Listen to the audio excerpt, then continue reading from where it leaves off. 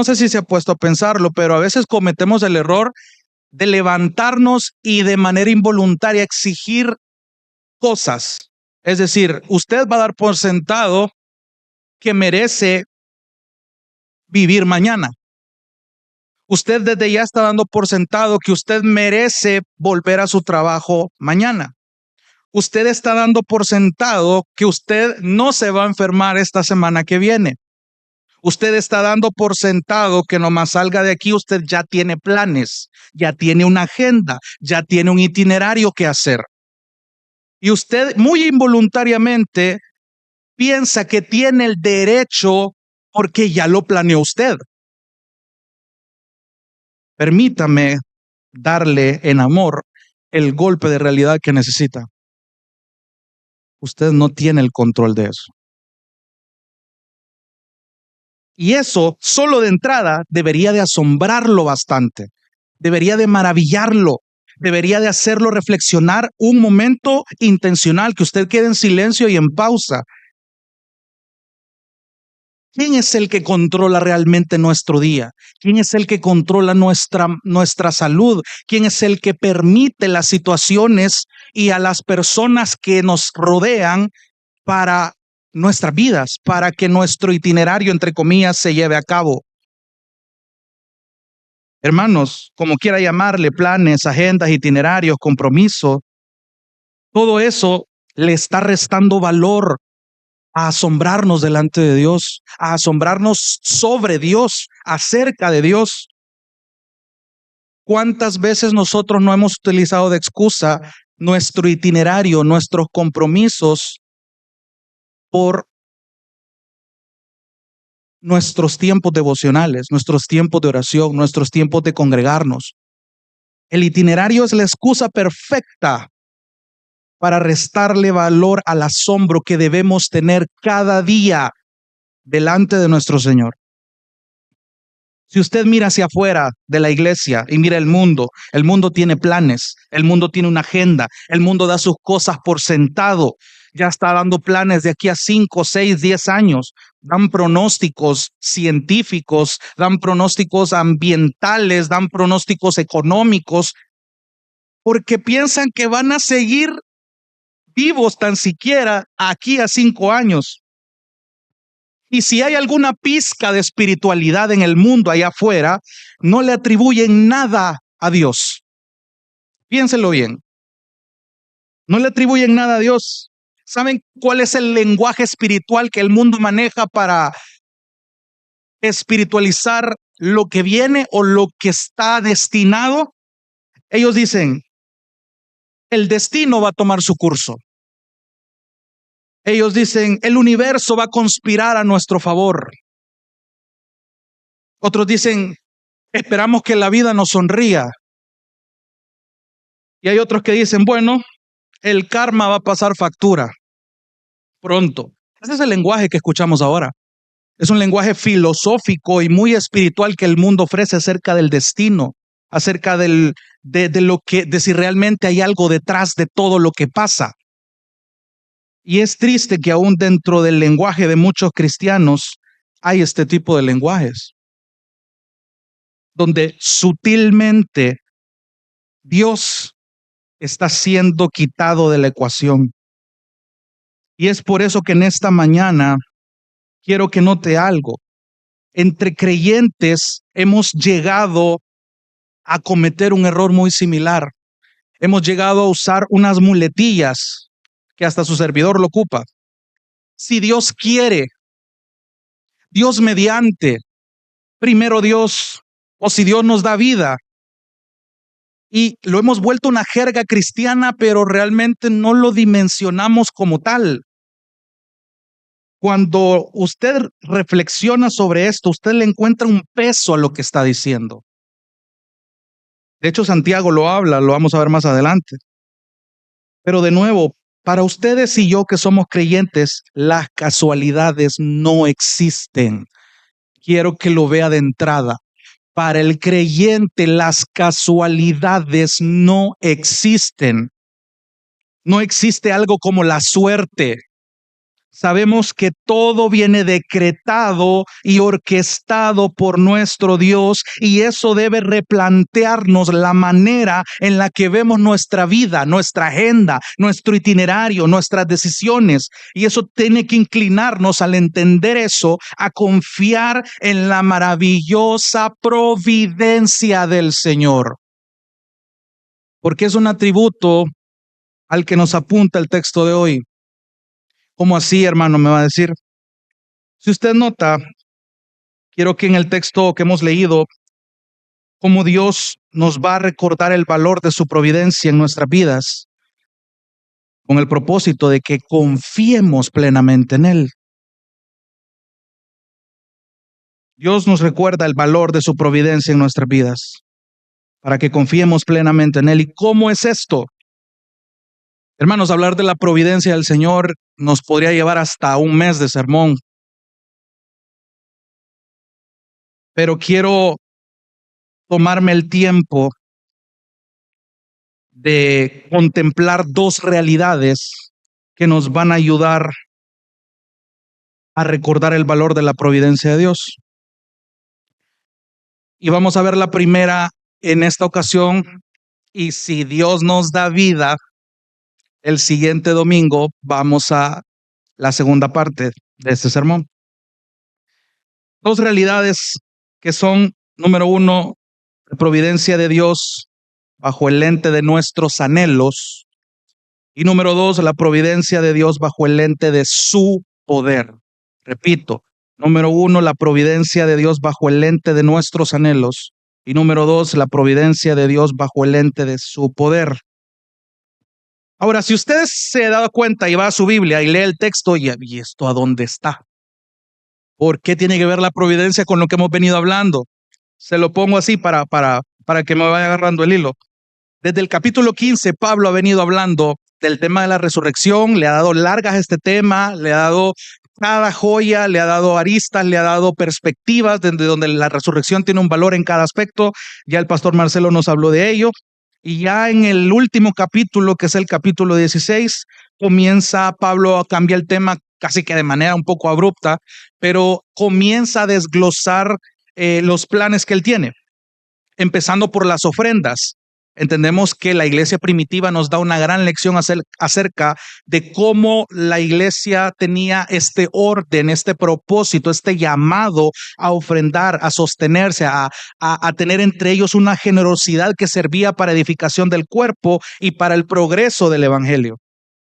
Y parece ser otra vez un poco abrupto, pero poco a poco Pablo está diciendo, miren, hagan esto, en cuanto a las ofrendas, ya él dio sus instrucciones, lo vimos los domingos pasados, y a partir del versículo 5 del capítulo 16, Pablo va a dar su itinerario. Quiero que lo vea de esa manera. A partir del versículo 5, Pablo le está dando su agenda, le está dando sus actividades, y prácticamente no vemos fecha y hora porque no se pudo ahí. Pero quiero que lo vea como esos planes, ese itinerario, esa agenda que tanto usted como yo muchas veces hacemos. Lunes hacemos esto, martes hacemos esto, de aquí a una semana queremos hacer esto, de aquí a un mes queremos hacer esto. Proyección. Pero otra vez, qué interesante es ver esto, porque algo que representa un reto para su servidor, y siempre ha sido así, es el hecho de ver o enseñar acerca de cuando Pablo saluda en una carta y cuando Pablo se despide en una carta. Porque a veces, hermanos, yo ingenuamente lo he hecho, es como, y que yo le puedo enseñar a la congregación de que Pablo diga hola, adiós, de que diga, mire hermano, salúdeme a fulano, a sutano y a mengano, y que la gracia del Señor sea con ustedes, amén. Pero si tomamos en cuenta que toda la escritura es inspirada por Dios, hay algo que aprender. Hay algo que necesitamos ver, que aprender. Hay algo tras bambalinas, hay algo que siempre está ahí. Y si usted se da cuenta conforme vayamos estudiando este pasaje, que Pablo tenía una conciencia muy despierta, muy firme, de que a pesar de que él estaba haciendo su itinerario, él estaba muy en cuenta, él tenía tomado muy en cuenta, perdón, que confiaba en un Dios cuya providencia Él estaba orquestando toda la misión que Él estaba haciendo. Cada persona que Él conocía, cada dificultad que Él atravesó, cada iglesia a la que Él plantó, a la que Él evangelizó, a la que Dios hizo crecer, todo estaba bajo el control soberano y providente de nuestro Dios. Y eso no ha cambiado para nuestros días, hermanos. Usted tiene que saber de entrada que todo lo que acontece en su vida, desde el momento en el que el Señor escogió su vida para ser su hijo, para hacerlo regenerado, para hacerlo un hijo de Él, para hacerlo escogido, para hacerlo santo, tenga por seguro que desde el momento de su concepción, nacimiento y el proceso de vida hasta el día de su muerte, el plan de Dios para su vida ya está escrito, incluyendo sus momentos más oscuros, incluyendo sus caídas más terribles, incluyendo sus logros más inolvidables, incluyendo todo lo que a usted le acontezca, ya está bajo el control del Señor y su plan. Entonces, quiero que tenga eso en mente y un poquito más del contexto que vamos a ver aquí de Pablo, porque quiero que esto no le reste el valor solo porque Pablo está diciendo, mire, salúdeme a fulano, salúdeme a sutano y a mengano. No, quiero que vaya viendo esto bajo el lente, en primer lugar, de cómo el anhelo de Pablo va direccionado a entender la providencia del Señor. Porque, hermano, hay algo que vamos a ver más adelante. Y es que lo que nosotros anhelamos, hacia lo que nos inclinamos, lo que más nuestro corazón anhela, debería o debemos estar conscientes de que va acorde a la providencia de Dios, conforme a su voluntad. Aquí vamos a ver mucha riqueza de quién es nuestro Dios, y es mi oración y mi objetivo que usted, a pesar de que luche con dormirse en algún punto del sermón, salga asombrado de quién es su Dios. No de que qué bonito predicó Jonathan. Mi objetivo en esta mañana es que usted salga diciendo cuán grande es su Dios, qué refugio y qué confianza usted tiene que aprender a tener en Él si no la está teniendo. Entonces, quiero empezar definiendo lo más básico. ¿Qué es la providencia de Dios? Hay definiciones larguísimas, muy específicas de muchos teólogos, pero me tomé la libertad de desglosar una propia definición en 3 partes. La providencia de Dios yo la puedo definir en 3 respuestas. Es Dios preservando, es Dios operando y es Dios direccionando. Lo repito, la providencia de Dios es Él preservando, operando y direccionando todas las cosas según su plan. Lo voy a repetir una última vez. La providencia de Dios es Él preservando, operando y direccionando las cosas según su plan. Detenernos a pensar eso es increíble. Porque si usted analiza su propia vida, se va a dar cuenta de cuántas cosas le ha librado el Señor a usted. Eso habla de preservar, de cuánto Él está involucrado en cada situación de su vida. Sí, tenemos un Dios trascendente en ese sentido. Él no es como nosotros, Él es único en su ser. Pero a pesar de ser tan único, tan todopoderoso, Él está involucrado. Eso habla de la inmanencia del Señor. Él está involucrado con su creación, cuanto más con sus hijos. Él está operando, y muchos utilizamos la palabra orquestando, que también es un buen sinónimo, pero quiero que tenga eso. Ahí usted está aprendiendo a definir la providencia. Dios le ha preservado hasta ahorita.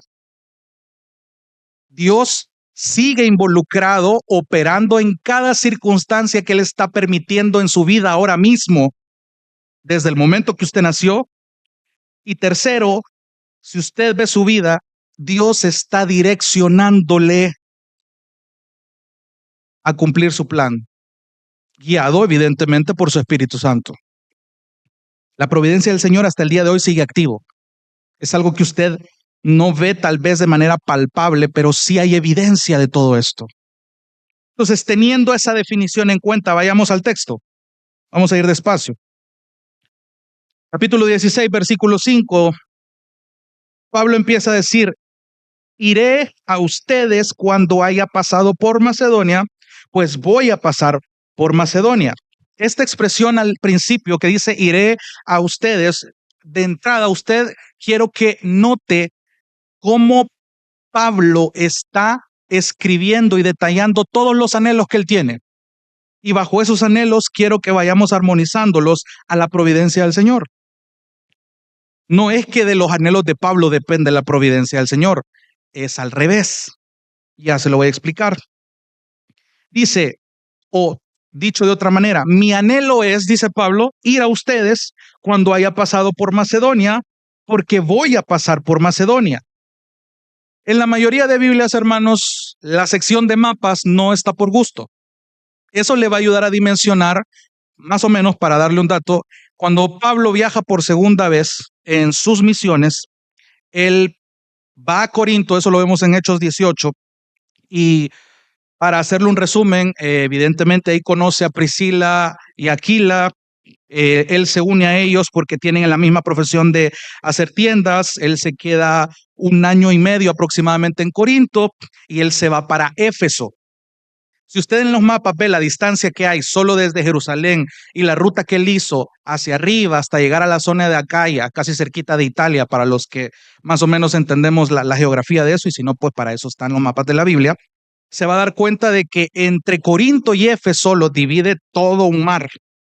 Y ese viaje no era fácil, era un viaje que requería mucha inversión de tiempo, dinero y esfuerzo. Y sobre todo, el anhelo de querer viajar. Mucha gente no lo nota, hermanos, pero el hecho de los viajes de Pablo y de todos los apóstoles que expandieron el evangelio requirieron un gran esfuerzo. Hoy, con los medios de transporte con los que contamos, facilitarían mucho más la labor del evangelio.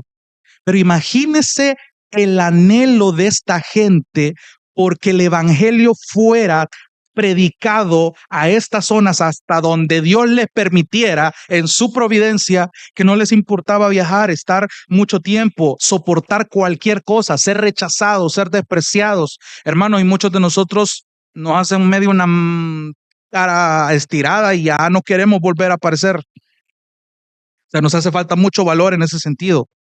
Entonces, Pablo viaja de Corinto después del año y medio que se está hacia Éfeso, y en Éfeso también hay otro relajo que se le arma a él que está en Hechos 19, y el punto es para que usted me vaya entendiendo que la carta a los Corintios, la primera, está escrita desde Éfeso. Pablo estaba en Éfeso cuando escribe la carta al enterarse de todo el desorden que había en la iglesia en Corinto. Ahora bien, ¿qué pasa cuando Pablo está en Éfeso? Él anhela ir otra vez. Él va a pasar otra vez, suponga que va a pasar por la zona norte y va a volver a pasar a Corinto y quiere decir, quiero ir a verlos otra vez. Ese es el punto. Quiero ir a verlos otra vez. Iré a ustedes cuando haya pasado por Macedonia, tiene que hacer algo en Macedonia. Dios lo lleva a Macedonia y quiero que vaya conmigo rapidito a Hechos capítulo 19, versículo 21. Porque no es la primera vez que vemos a Pablo diciendo esto. Si usted tiene en cuenta el autor de Hechos, que es Lucas, está detallando algo bien importante. Hechos capítulo 19.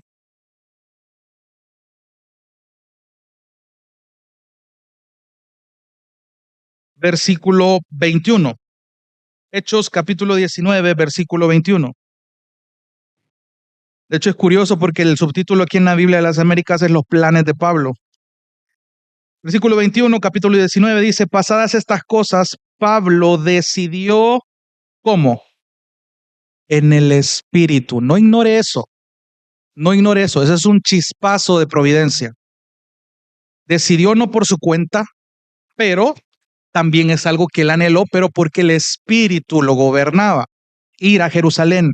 después de recorrer Macedonia y Acaya, diciendo, después que haya estado allí, debo visitar también Roma. ¿Quién puso estos anhelos en Pablo? El Espíritu Santo. Ahora váyase un poquito más adelante a Romanos, capítulo 15, versículo 26. Ya Pablo escribiéndole a los romanos en el capítulo 15, ponga atención a lo que dice. Capítulo 15, versículo 26. Bueno, desde el 25. Romanos 15, 25 y 26. Pablo está diciéndoles, pero ahora voy a Jerusalén para el servicio de los santos. Versículo 26, pues Macedonia y Acaya, que es donde estaba Corinto, la región de Acaya, han tenido a bien hacer una colecta para los pobres de entre los santos que están en Jerusalén, cosa de la que habla el principio del capítulo 16 en Corintios. Ya lo vimos. Si tuvieron a bien hacerlo, y a la verdad que están en deuda con ellos, porque si los gentiles han participado de sus bienes espirituales, también están obligados a servir a los santos con los bienes materiales. Vuelva primero a los Corintios. Es interesante también lo que aprendíamos el domingo pasado de cómo los gentiles, o sea, venga notando esto, en la cultura donde Pablo le tocó hacer misiones, había esta tensión entre judíos y gentiles en todos lados. Y el hecho, como lo decía el pastor Marcelo la semana pasada, el hecho de que los gentiles participaran en una colecta para una iglesia en Jerusalén decía mucho. Y no aleje esto de los planes de Dios en su providencia. Entonces Pablo está diciendo, anhelo ir a ustedes, quiero volver a ustedes. Cuando haya pasado por Macedonia, pues voy a pasar por Macedonia. Y tal vez me quede con ustedes o aún pase allí el invierno para que me encaminen a donde haya de ir. Era una costumbre en la iglesia primitiva, que cuando uno de los apóstoles o algún misionero en nuestro lenguaje llegaba para proclamar el evangelio y tenía esta carga de ir a otros lugares, los lugareños locales le ayudaban o le encaminaban a esta persona una vez que ella cumplía su misión de estar ahí, de plantar una iglesia, de encaminarlo a la siguiente región. Evidentemente era la primera vez que los apóstoles en algunos lugares viajaban, no conocían todo el mundo, y en el aspecto más pequeño, póngase a pensar, Dios proveyó de personas que estuvieran pendientes de los apóstoles para que los fueran guiando. Hermano, yo creo que usted ha conocido muy bien la sensación de ir a un lugar por primera vez y que no vaya nadie con usted y le toque ir a preguntar. O sea, es feo. Hoy que tenemos el Google Maps, el Waze y todas esas aplicaciones que nos ayudan a medio ubicarnos, ya nos ayuda un poco. Pero imagínese, antes no había nada de eso y tocaba patita, a burrito, a caballo, carreta, como sea. No era fácil y necesitaba una gran paciencia. Los apóstoles no andaban viendo TikTok en el teléfono. Entonces, imagínese todo lo que implicaba un viaje, un simple viaje. Necesitaba planearse muy bien, pero para esto necesitaba ser encomendado a los planes de Dios. Hermano, ¿cuánto de lo que usted ha planeado hacer esta semana le ha encomendado a Dios? ¿Sabe por qué? No lo hace a veces, porque usted da por sentado e involuntariamente usted está exigiendo el derecho de que usted va a vivir para el miércoles, de que usted no le va a dar una gripe con el cambio de clima que hay. Usted piensa de tal manera, pues le invito a reflexionar, porque Pablo aquí estaba diciendo, señores, yo voy a llegar y anhelo quedarme. O sea, otro anhelo, no solo anhelo volver a estar en Corinto, anhelo quedarme con ustedes. Tal vez me quede con ustedes o aún pase ahí el invierno, toda una temporada completa y para que después me encaminen al siguiente paso, porque evidentemente Pablo no conocía todo. Y así pasaba en muchas porciones de la Biblia. Vemos cuando hay una expresión, envíenlo en paz o recíbanlo en paz o recíbanlo con gracia. ¿Qué estaba queriendo decir? Que la iglesia, los hermanos, tenían que recibir con toda la hospitalidad de estas personas que llevaban cansadas, asoleadas, con frío y muy posiblemente medio enfermos por el cambio de clima que también había. Era un viaje cansadísimo. Aquí hay mucho, mucho que ver para que me encaminen a donde hay que ir. Versículo 7, mira el otro anhelo. Pues no deseo verlos ahora solo de paso. Yo no vengo a querer decirles nada más, hola, ¿cómo están? Ya recibieron mi carta que Timoteo les envió, me enteré de todo el desorden que hay. No, yo no vengo solo de paso, no quiero volver una segunda vez solo para venir de paso, porque espero permanecer con ustedes por algún tiempo. ¿Y qué más dice? ¿Cómo dice? Si el Señor lo permite. Hermano, es verdad, muchos como salvadoreños tenemos esa muletilla, pero ¿te das cuenta de lo que estás diciendo cuando dices esta expresión? Primero Dios, si Dios lo permite, si Dios nos da vida. Es una expresión de la vieja escuela, pero a la luz de la Biblia esto tiene un peso. Yo voy a hacer esto, yo voy a hacer esto, quiero ir con ustedes, quiero hacer esto, no quiero ir de paso, vengo de Macedonia y me quiero quedar un tiempo, si el Señor lo permite. Me lo permite, dice la Biblia de las Américas. Hermanos, aquí hay algo que a prestarle atención. Los anhelos que Pablo tiene estaban siendo direccionados por la providencia del Señor. Es interesante notar cuando una vida tiene conciencia de la providencia del Señor. Ya vamos a tocar esto más adelante, pero se lo adelanto. A veces pensamos que Dios solo tiene control de las cosas buenas que nos pasan. Como si pensáramos que Dios no controla lo malo que nos acontece. Examínate y te vas a dar cuenta que eso es una realidad. Porque cuando vienen los momentos que realmente nos conmueven, nos molestan, nos frustran, lo primero que hacemos no es confiar, es cuestionar. ¿Por qué? ¿Por qué, Señor, estás permitiendo que pase esto? ¿Hasta cuándo, Señor, va a durar esto? Si yo te sirvo, si yo soy tu hijo, yo quiero hacer las cosas bien. ¿Por qué está pasándome esto? Bueno, ¿y la providencia dónde queda? ¿Dónde está almacenado en tu mente? Es un atributo de Dios que debería asombrarte. Cada mañana, aún en los momentos más difíciles, asómbrate cuando Dios te tenga en las peores condiciones porque seguís con vida. Seguís respirando. Seguís recordando que Dios no te ha mandado al infierno. Seguís recordando que aunque no todo está como tú querés, Dios tiene el control de tus peores momentos.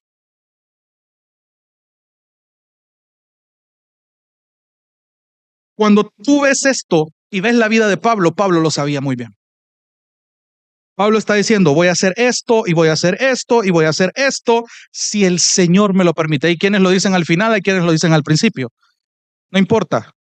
Lo importante es que hay una conciencia correcta, presente y entendida correctamente de la providencia del Señor. Acompáñeme a Santiago 4, es un texto que usted ya conoce. Santiago capítulo 4. En medio de su exhortación también a los hermanos que estaban siendo perseguidos, en lo que usted busca Santiago, le recuerdo, Santiago le está escribiendo a una iglesia a quien estaban asesinando, una iglesia que estaba dispersada porque los estaban persiguiendo, estaban en persecución. Y en medio de ellos, Santiago les está diciendo desde el capítulo 1, gócense en medio de las pruebas, eso les va a dar carácter, eso les va a dar paciencia, eso les va a producir frutos. Y él empieza a dar cosas prácticas, capítulo 4, versículo 13. Oigan ahora, dice Santiago, ustedes que dicen, hoy o mañana iremos a tal o a cual ciudad y pasaremos allá un año, haremos negocio y tendremos ganancia. Así piensa el mundo, de entrada. Usted ve estadísticas de aquí al 2027, 2029, la economía va a estar así, la salud va a estar así. Hay unos atrevidos ahí hasta lanzando profecías de aquí a 5 años. Complicado, o sea, exigiendo involuntariamente su propio derecho a vivir, como si ellos fueran los soberanos. Y es más triste aún pensar que hay cristianos así, No le estoy diciendo, hermano, que usted no sea diligente en planear, en comentar estas cosas, en no quedarse en un sentido conformista. A los padres que tienen hijos, yo sé que ustedes los anhelan verlos crecer, anhelan verlos graduados, anhelan verlos con muchas cosas que ustedes anhelan para ellos. Pero es muy diferente cuando tú tenés en cuenta que es Dios el único que va a permitir esas cosas, no tú. Jóvenes que anhelan superarse, que anhelan casarse, que anhelan tener familia, que anhelan tener un carro, éxitos o cualquier otra cosa que anhelan. No olvides, hermano o hermana, que lo que tú anhelas debe ir direccionado a la providencia de Dios. Tú no sabes si Dios te va a voltear los planes de manera exagerada de aquí a un mes, en un año pasan muchas cosas, hermano. En un año pasan muchas cosas. Pero esta gente que estaba diciendo, miren, yo he escuchado que ustedes dicen esto, miren, vamos a hacer esto de aquí a un año, vamos a hacer negocio, vamos a ganar. Sin embargo, dice Santiago, aquí hay una especie de pero. Ustedes no saben. Ustedes no son omniscientes. Ustedes no son omnipotentes ni omnipresentes. Ustedes no saben cómo será su vida mañana. Ni siquiera les está diciendo, ustedes no saben cómo va a ser su vida de aquí a un año, como lo que ustedes están diciendo. Santiago está dando un golpe de realidad más duro. Ustedes ni siquiera saben si van a estar vivos mañana. No saben cómo será su vida mañana. Y otro golpe de realidad, mire lo que les dice Santiago. ¿Saben qué son ustedes? Ustedes solo son un vapor que aparece por un poco de tiempo y luego se desvanece. ¿Cuánto nos hace falta entender que así es nuestra vida?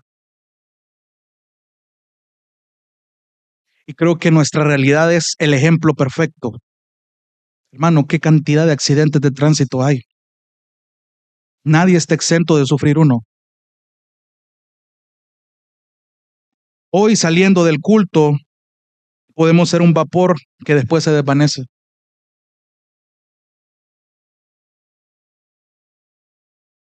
Eso duele.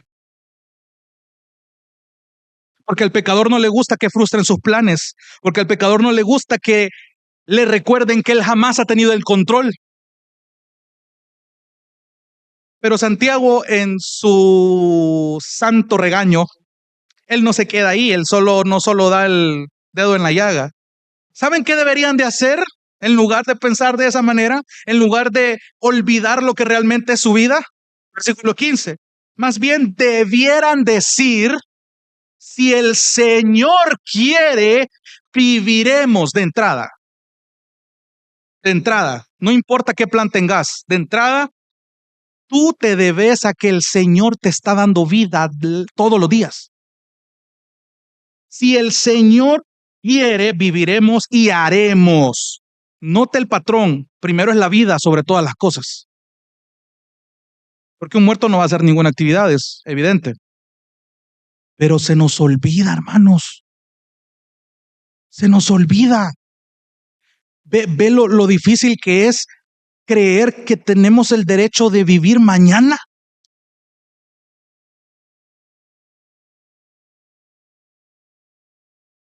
Es increíble recordar al profeta escribiendo en Lamentaciones: por la misericordia de Jehová no hemos sido consumidos. Nuevas son cada mañana sus misericordias y grande es su fidelidad. Entonces, cuando tú tienes esto en mente todos los días, tú dices, si Dios quiere, viviremos y haremos esto o aquello, pero ahora se jactan en su arrogancia. Otro golpe. ¿Sabes qué pasa cuando no maximizamos esto de la providencia del Señor? Hay arrogancia en nuestros corazones, en algo tan minúsculo. Estamos siendo arrogantes. Si tú de entrada ya estás pensando en qué te va a tronar en el trabajo esta semana, en lo que te espera en tu emprendimiento, en lo que te espera en tus estudios, en lo que te espera en tu familia, déjame decirte que eres un arrogante. Eso es jactarte que tú tienes el control de tu mañana. Dios nos está recordando que el control de nuestro mañana le pertenece únicamente a Él.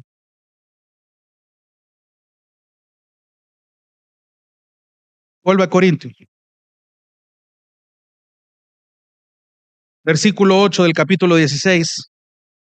Pablo nos está diciendo, le está diciendo a los corintios, pero me quedaré en Éfeso hasta Pentecostés. Otra vez, Pablo estaba desde Éfeso escribiendo la primera carta a los corintios y evidentemente al tener este anhelo, él tiene un anhelo primario.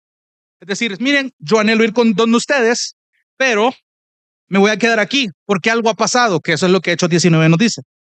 Porque se me ha abierto una puerta grande para el servicio eficaz, aunque también hay muchos adversarios. Hermanos, si usted ha leído antes, tanto lo que pasa antes de que la carta a Éfeso fuera escrita, lo que Pablo pasó, la oposición que Pablo sufrió y sus colaboradores cuando entró a Éfeso la primera vez fue increíble.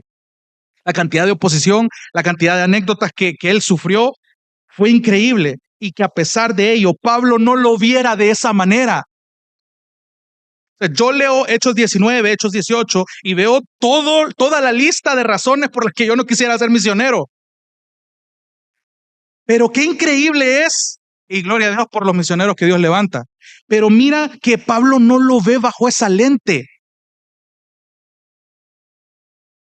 Pablo está diciendo, esta posición yo lo veo como una manera donde se me ha abierto una puerta grande para el servicio eficaz. ¿Sabes para qué? Para predicar el evangelio, pero él no ignora que hay muchos adversarios. Pero ¿qué es lo primero que él dice? Se me ha abierto una puerta, eso es lo más importante. Sé que hay oposición, pero se me ha abierto una puerta y esta puerta no la he abierto con mi inteligencia, con mi labia. Esta puerta la ha abierto el Señor en su providencia. Hermano, ¿cuántas veces nos hace falta pensar así? Que en lugar de estarnos quejando por la montaña de problemas y sufrimientos por los que estamos pasando, necesitamos ver el propósito que Dios está haciendo en medio de eso. Sí, hay mucha oposición, estoy sufriendo y esto duele, pero gloria a Dios, el Señor me está puliendo, el Señor me está trabajando, el Señor me está madurando y eso es parte de su providencia y estoy vivo. Eso debería provocar un asombro de quién es mi Dios, que ni el sufrimiento más difícil le escapa de su control. Pablo entendió esto muy bien. Hay una puerta bien grande en Éfeso.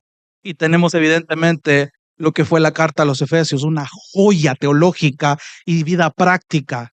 Imagínate si Pablo se hubiera dejado llevar más por su pesimismo. No existiera la carta a los Efesios. Pero gloria a Dios que la providencia del Señor lo llevó a ver con la lente de los anhelos suyos, guiados por la providencia del Señor. Versículo 10, si llega Timoteo, dice, y aquí está incluyendo ya a alguien más, vean que esté entre ustedes sin temor, pues él hace la obra del Señor lo mismo que yo. Por tanto, nadie lo menosprecie, más bien envíenlo en paz para que venga a mí, porque lo espero con los hermanos. Imagínate a un predicador joven que va a entregar una carta a una iglesia muy problemática y esta iglesia problemática es muy probable que no lo iba a recibir bien. Imagínate a todos los ancianos de edad, a todos los adultos que vieron que este muchacho venía a ponerlos quietos, por así decirlo. Y estoy más que seguro que alguno diría, esta criatura que me va a enseñar. Jactancia, arrogancia, orgullo. ¿Y esta criatura qué me va a enseñar? Acaba de salir del cascarón. ¿Qué dice Pablo? Él está haciendo la misma obra que yo. Él está haciendo lo que ustedes deberían estar haciendo. no lo menosprecien. Y pausa un momento aquí, hermano. Para Timoteo esto no era fácil, era un muchacho. Principalmente este aspecto de su vida, dicen muchos comentaristas, que era lo que posiblemente le atormentaba. Que la gente lo juzgara por ser tan joven y ser un pastor de una iglesia. Y él llegó a ser el pastor de la iglesia en Éfeso. Pero imagínate lo que le escribe en la primera carta a Timoteo: que nadie tenga en poco tu juventud. Es un buen recordatorio. Es un muy buen recordatorio. Que nadie te menosprecie, que nadie te juzgue, que nadie se deje llevar solo por lo que ve,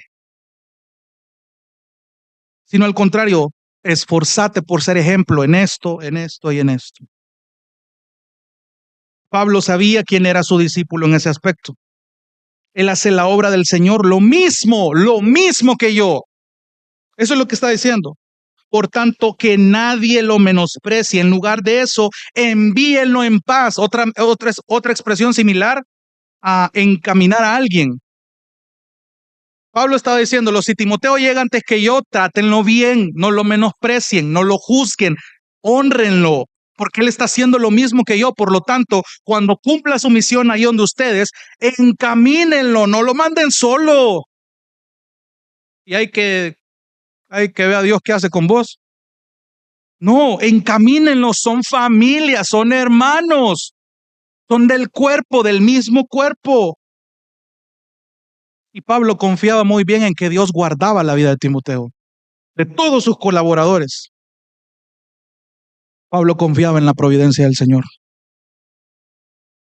Y el versículo 12 dice: en cuanto a nuestro hermano Apolos, a quien ya la carta a los Corintios nos presentó, y Hechos también, mucho lo animé a que fuera a ustedes por los hermanos, pero de ninguna manera tuvo ahora el deseo de ir. Quiero hacer una pausa acá.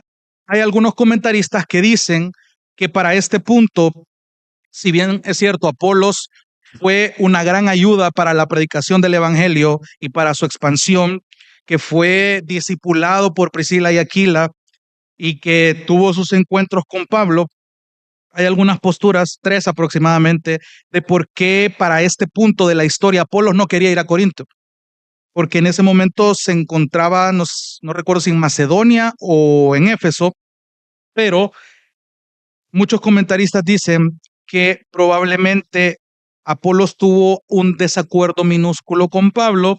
Otros dicen que al enfrentar la división, al escuchar y enterarse de la división que había en Corintios, si usted lo recuerda en los primeros capítulos: yo soy de Pablo, yo soy de Apolo, yo soy de Cefa, yo soy de Cristo. Cuando Apolo se entera de que esto estaba pasando, él consideró más bien o más edificante su ausencia que su presencia. Muchos abrazan esta postura y consideran que fue una sabia decisión, otros no están de acuerdo, pero yo me limito a afirmar que simplemente Pablo respetó el anhelo de Apolos de no ir en esta ocasión a Corintios, pero eso no prestaba la posibilidad a que él llegara más adelante, a que él pudiera llegar más adelante, perdón. Y él mismo lo dice: sin embargo, irá cuando tenga oportunidad. Entonces, hermanos, usted ha visto este pequeño itinerario hasta el versículo 12. Pero otra vez, quiero que, vamos despacito, quiero que vaya viéndolo, todos los anhelos que Pablo tiene de cumplir esta agenda.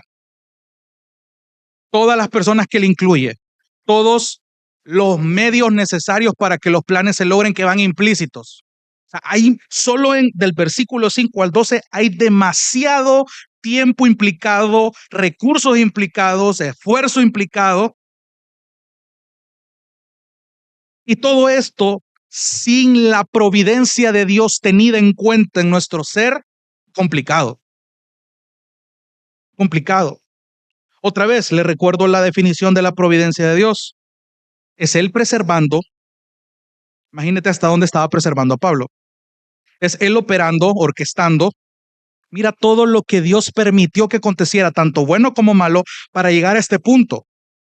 Y Dios direccionando. En muchas ocasiones vemos en la Biblia, en Hechos, que el Espíritu guiaba a los apóstoles a hacer tal cosa o visitar tal lugar. Y el Espíritu llevó a fulano de tal a predicar. Y el Espíritu, o fueron llenos del Espíritu una vez que, direccionados por el Espíritu, los apóstoles llegaban. O sea, alguien los estaba direccionando, alguien estaba direccionando sus anhelos, alguien estaba direccionando este sentir. Y hermano, otra vez mira hacia atrás. Mira hasta dónde Dios te ha preservado. Mira hasta dónde Él sigue operando en tu vida. Y mira hasta dónde Él te ha direccionado. Si hoy por hoy te encontrás en un punto donde estás flaqueando o no lo estás haciendo, gloria a Dios, porque no has escapado de la dirección de su plan. Hasta tus mayores fracasos han sido para que Dios sea glorificado. Mira el ejemplo de Pedro. Mira el ejemplo de David. Mira el ejemplo de Pablo mismo. Mira dónde él pensaba que estaba haciendo las cosas bien para la gloria de Dios, y viene Cristo y le bota su argumento, le da un golpe de realidad, lo deja ciego y le cambia todos sus planes. Le cambió todos sus planes a Pablo. Hasta el nombre le cambió. Y mira dónde está llegando a este punto de la historia.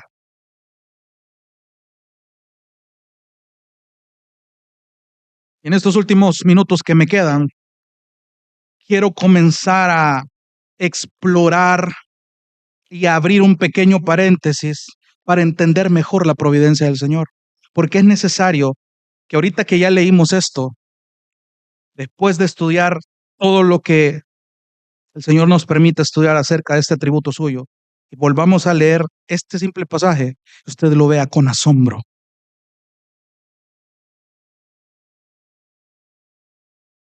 Entendemos que en la providencia del Señor Él preserva y implícitamente Él gobierna. Por ejemplo, hay algo, y por eso es que he empezado con este primer punto, esta primera realidad, perdón. ¿Cómo es eso de que la providencia de Dios se ve en nuestros anhelos? Aquí hay algo que los teólogos le llaman la libertad de inclinación. ¿A qué se refiere con libertad de inclinación? Y en términos sencillos, hermanos, es cuando el ser humano elige según sus inclinaciones más fuertes.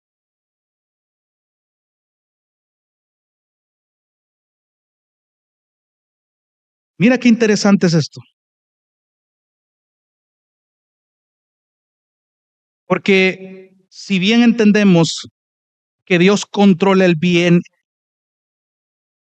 y el mal, muchos dicen que por esa realidad Dios aprueba el mal. Préstame atención con esto último, por favor. Dios no aprueba el mal ni es autor del mal. De hecho, hay varios catecismos que detallan eso. Pero aun cuando Dios ejerce control total del bien y del mal, Él no es el autor de este mal, ni el que aprueba este mal. Pero ¿qué significa? Porque al parecer me deja un poco perdido. Se lo digo de esta manera. Dios es el autor del bien, eso lo sabemos muy bien. Él no es el autor del mal, también lo sabemos. Porque Dios por naturaleza no es malo, no puede salir nada bueno, sino todo lo contrario. Santiago lo dice. Él es bueno, no hay ningún mal en él, todo lo que él hace es bueno. Si usted ve el relato de Génesis, y vio Dios que él era bueno en gran manera, por tanto todo lo que Dios hace es bueno. Entonces, hermanos, toda cosa buena en el mundo y en nuestras vidas tiene que haber salido únicamente de nuestro Dios. No hay ninguna otra fuente de bien. Entonces el mal no puede salir de Dios, como el bien lo hace, sino que el mal sale de sus criaturas sobre las cuales Dios ejerce un control total. Es decir, la manera en la que Dios controla el bien de este mundo tiene que ser distinta a cómo Él controla el mal. Dios controla el bien al hacer que salga de su propia naturaleza, pero Dios controla el mal al controlar lo que sus criaturas hacen. No sé si me va agarrando el hilo. Entonces, Imagínese todos los tipos de males que existen. ¿Dónde se dan este tipo de males? ¿Cómo se dan este tipo de males? ¿Cuándo y por qué? Y se va a dar cuenta que esto sale de los seres humanos. Entendemos la naturaleza caída. Y aquí es donde viene el precioso misterio del límite entre la soberanía de Dios y la responsabilidad humana. ¿Por qué?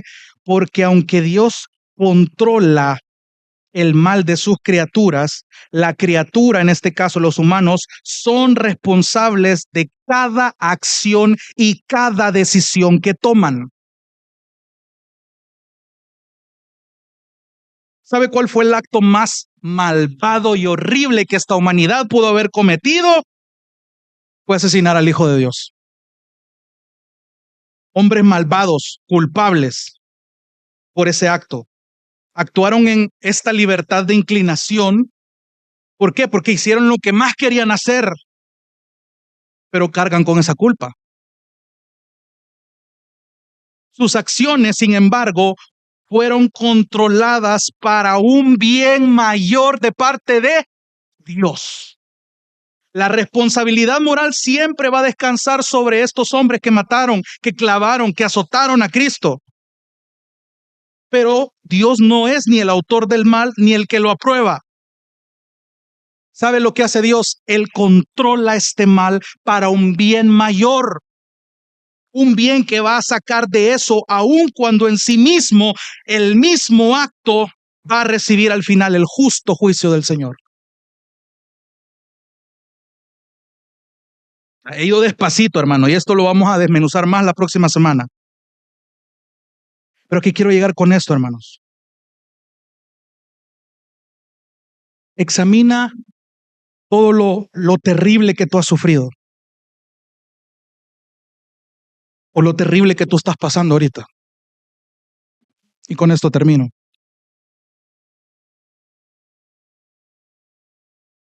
Cuando tú entendés que Dios, aún lo terrible que Él permite que pase en nuestra vida, es para un bien mayor y lo entiendes de verdad, no te lo repetís como un discurso terapéutico hasta que te lo creas, no. Hay una diferencia muy grande en cuando yo estoy sufriendo y Señor, yo sé que los planes son de bien y no de mal, y hasta sacado de contexto está. Señor, yo entiendo que todo obra para bien. Señor, yo entiendo que los que amamos a Dios, todas las cosas cooperan, todas las cosas ayudan. Pero esto lo estás repitiendo como un placebo, hay algo que está faltando ahí. Hasta Satanás puede repetir versículos bíblicos y no le hace nada. ¿Cuál es la diferencia, hermano? En que estas verdades que te acabo de mencionar han descendido acá.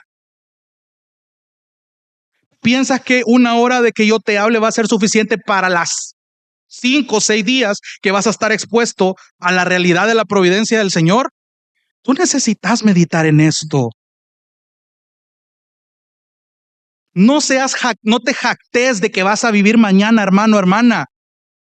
Cuando tú tenés en cuenta la providencia del Señor y cuando llegue la prueba más difícil de tu vida, cuando tú entendés que incluso Dios está permitiendo eso, Él no lo aprueba, Él no aprueba ningún mal en nuestras vidas, pero usa ese mal en nuestras vidas para un bien mayor. ¿Sabes cuál es el mayor bien que un pecador puede tener? Que se parezca más a Cristo. A mí no me interesa si el Señor permite que yo me enferme y que en su voluntad Él permita mi muerte. Mientras ese dolor de la enfermedad me haga más como Cristo, yo debo tener la seguridad de que su providencia me sostiene. Si el Señor ha dispuesto a empobrecerme económicamente, yo no me puedo quejar por las lipidias que estoy pasando, porque si esas lipidias, esa ausencia está pareciéndome más a Cristo, yo debo confiar en la providencia del Señor.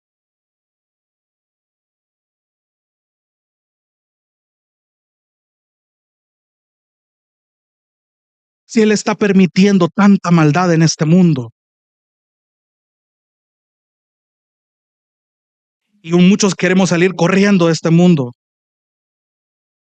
Dios está permitiendo todas estas cosas para que un día Él vuelva, Él juzgue a las naciones y Él vuelva en gloria y reine junto con su iglesia. Ese es el panorama cruel que tenemos hoy, pero es para un mayor bien. Es un poco ilógico creer en esto. Pero hermano, la fe no se trata de lógica.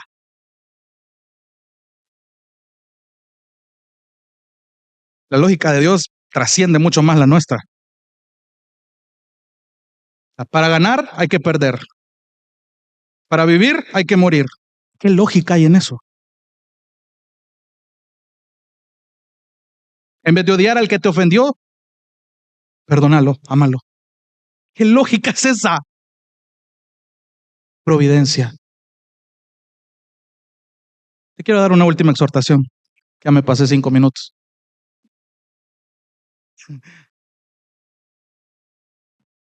La mayor ofensa que te pudieron haber dado,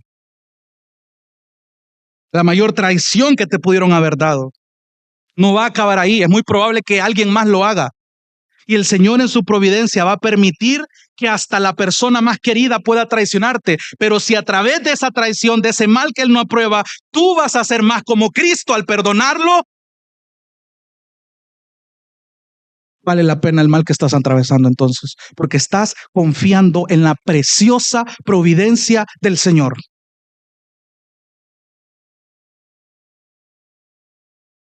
Aquí no hay amenes para eso. Duele. Nadie quiere.